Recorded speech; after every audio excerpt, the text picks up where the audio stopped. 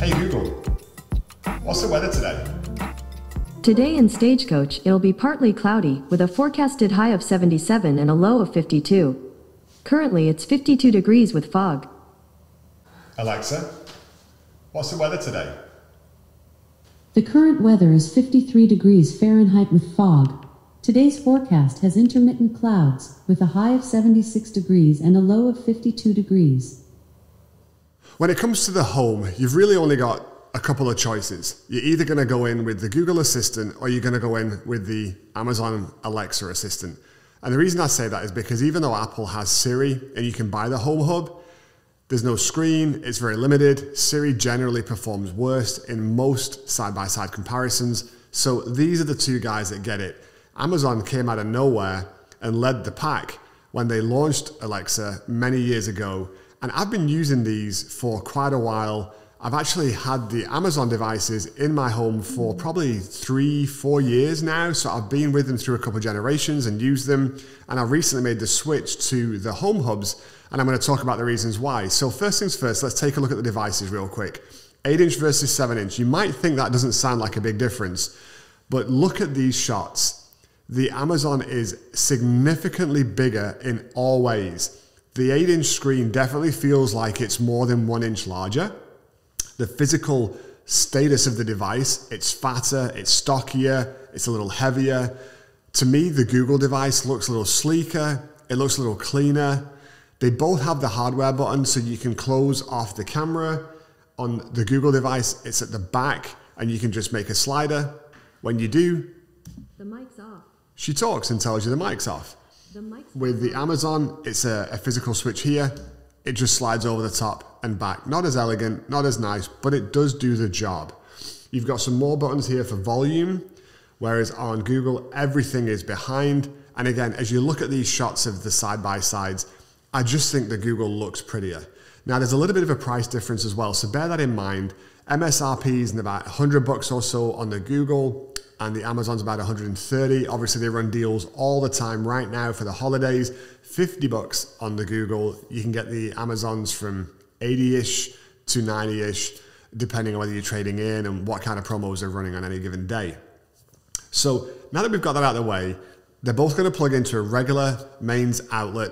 You're not going to have to worry about anything else. I wish they had a USB option. I guess it just doesn't push enough power. From a volume perspective, they both sound pretty similar. So let's check it out. Hey Google, play Charles Jenkins' Winning. Winning by Charles Jenkins. Sure. Playing on Spotify.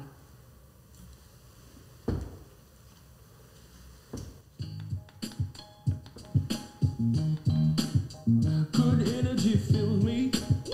I feel the love. Alexa, play Charles Jenkins' Winning. I didn't find that. To browse other movies and Alexa. TV shows. Play some music. Here's a station you might like, all 80s, on Amazon Music.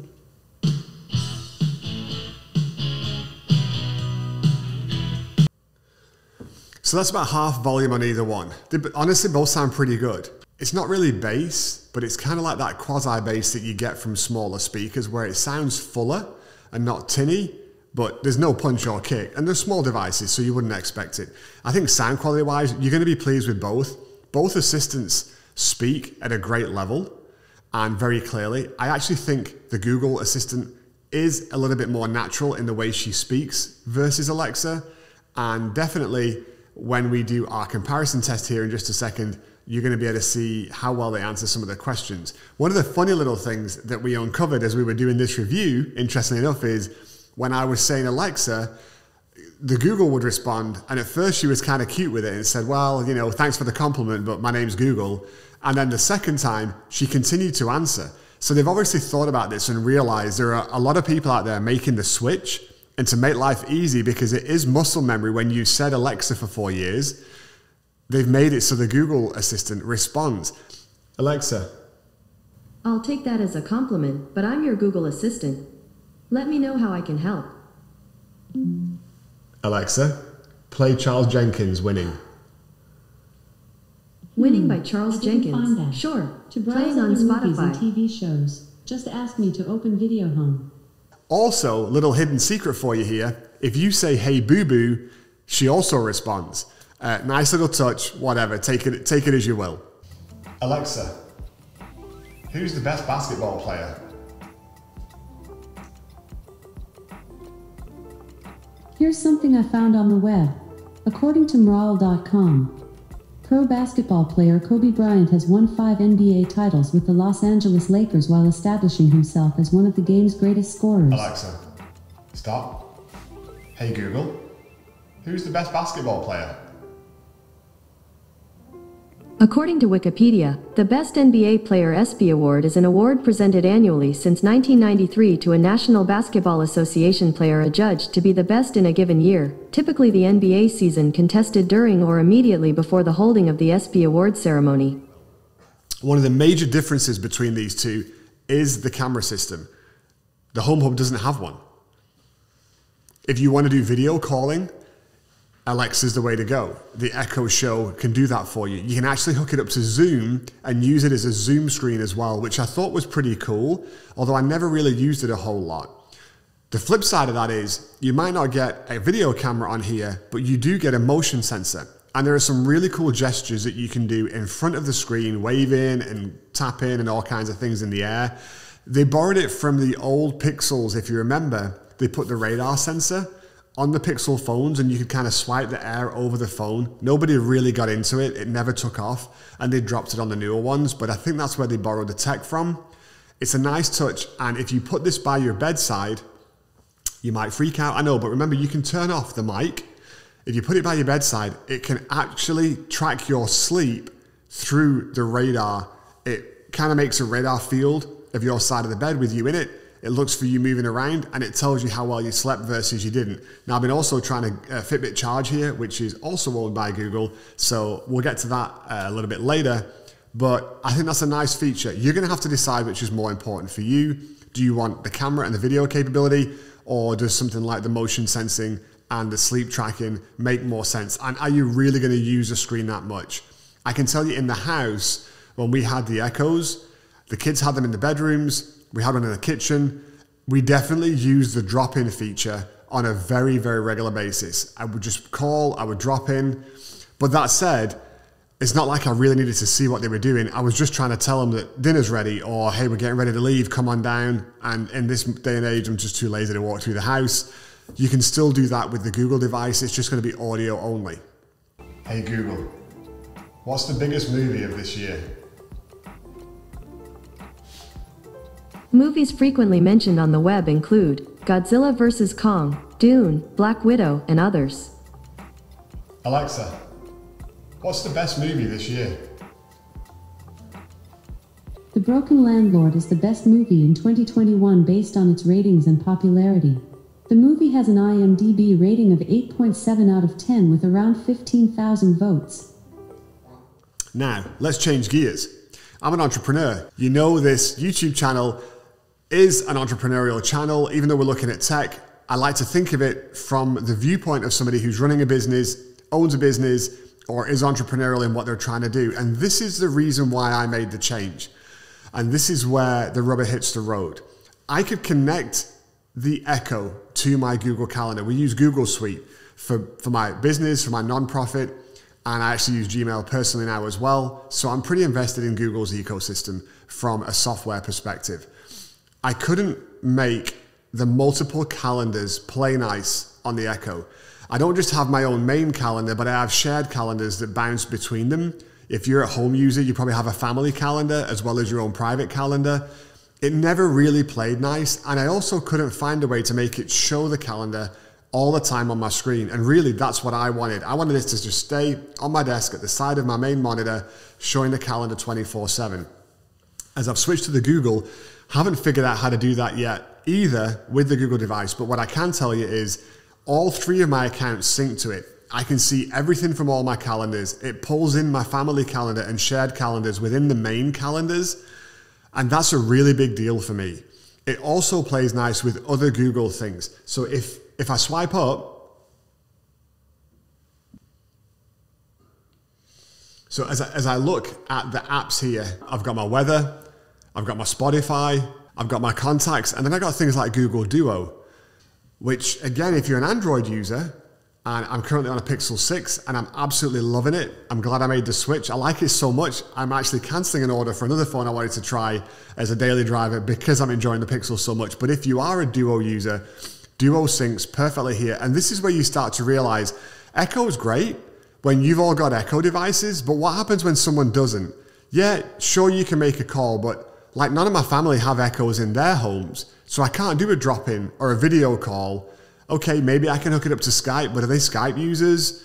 And you start to see a little bit of a breakdown. There seems to be more flexibility because there's a lot more people in the world who use Google and Google's suite of products. So to me, a Duo call is super easy because I can make that on my phone. Now I can make it from here and it plays nice together. Got your podcasts on there, obviously YouTube, YouTube Music. Yes, I know you can get YouTube on here as well.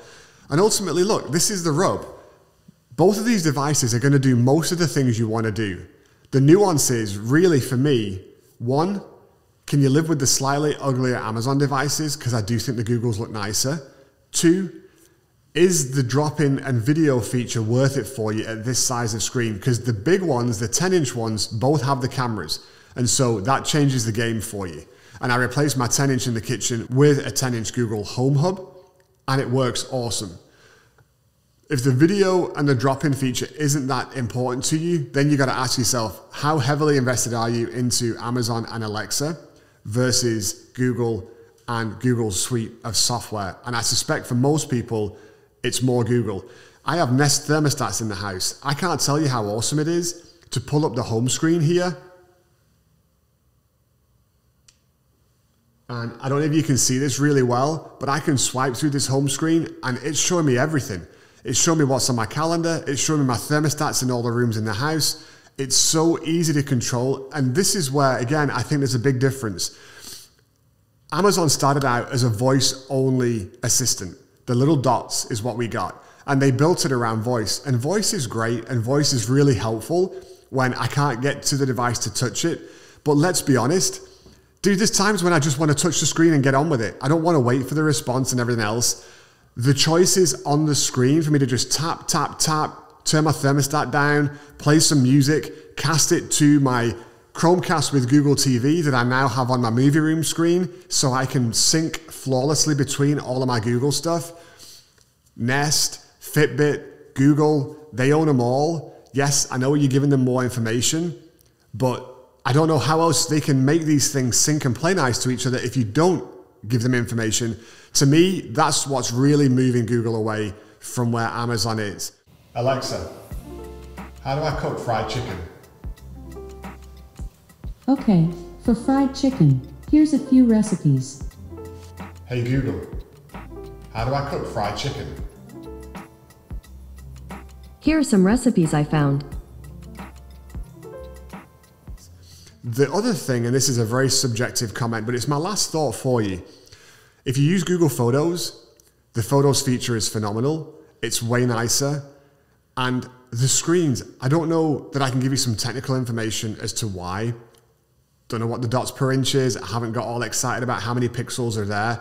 I can tell you, looking at these devices, the Google looks nicer on the screen than the Alexa. I think the panels in the Echoes are inferior. They're not as polished. They're not as sharp. The colors don't look as good. It may be a software tuning issue, but I genuinely think that the screen looks better. So overall, for me, it was enough to make me switch. I know that Troy, who helps me with my video production and is behind the camera today, he set up his new Google device and replaced his Amazon a couple of nights ago and instantly commented about the same things that I noticed.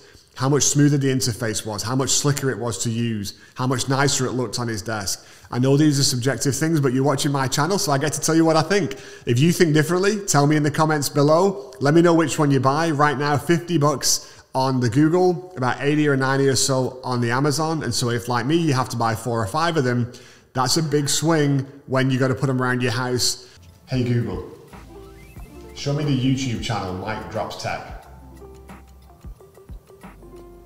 I don't know, but I found these results on search.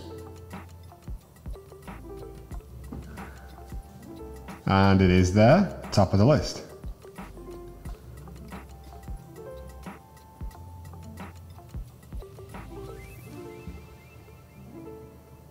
Alexa, show me the YouTube channel Mike Drops Tech. Searching YouTube.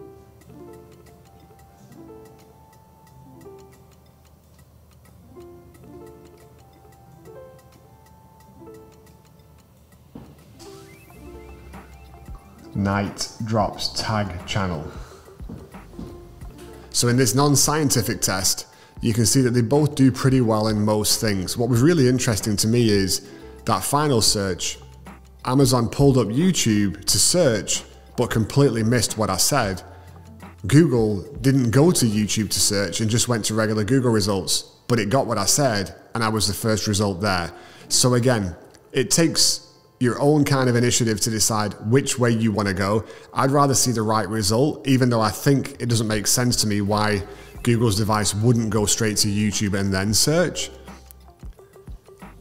Differences with who's the best basketball player, differences with what's the best movie. I could do a whole lot more of these. There's tons of videos out there that you can go check out for yourself, but hopefully this shows some of the differences between how these two devices approach the internet and the information on it. Hope you enjoyed it. Stay tuned for the next one. Till then, let's go out there and be amazing.